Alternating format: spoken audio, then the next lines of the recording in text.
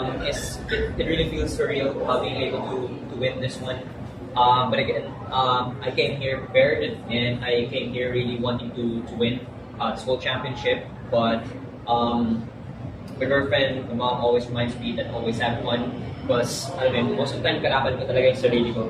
And whenever I come to competitions or battles na sobrang seryoso or sobrang battle mode, like what we call it, mas di ako nag-enjoy, and I always end up like either losing or really not enjoying the whole thing, you know. So of course, hindi mawawala yung kaba, and I was super nervous coming here, and during the whole process, sobrang nakakaba talaga, pero sobrang thankful din ako sa mga co-batters ko, yung mga kasama ko sa dance community, yung mga kasama ko sa battles, most especially, and even the community, either the dance community or even the general audience.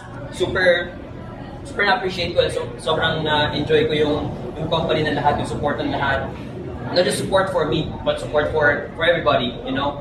I really didn't imagine that the dance community would grow this big and this far, and I'm just really grateful for all the avenues we're enjoying, such as Red Bull. Thank you so much, Red Bull, and thank you so much for all the people supporting me. So yeah, bottom line, I really enjoyed everything. What the final round? Kamusta Yeah. po yung matchup ko na? Sobrang actually yung kinatatakutan ko kasi sobrang pagod na ako. Yeah, I mean, I've been preparing for this, not just dance-wise, but also with my physique, with my body, making sure na meron ako enough stamina, kaya ng katawan ko yung mga gusto kong gawin.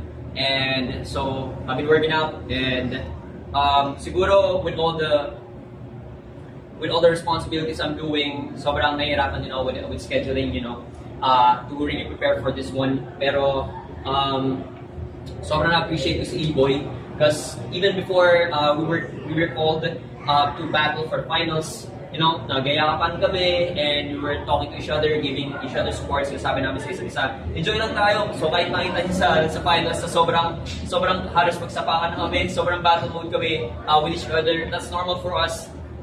That's how we show our love to each other and respect that we give more than 100% to each other, you know, every single round.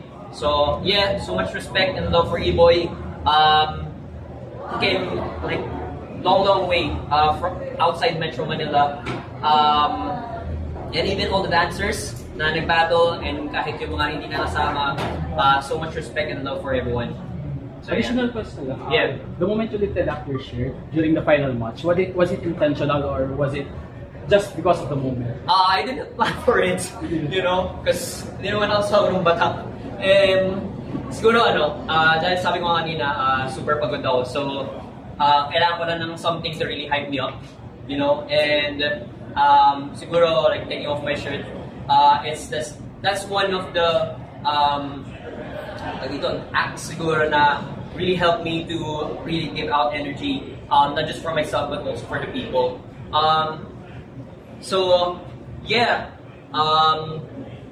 binibigay ko lang talaga yung natitirang lakas during that final round, and whatever I did not plan any of it. It's really just being able to give my 100% or even more, you know. Yes. Yeah, that's it. Ngayon naman paano natin paghahandaan yung national finals?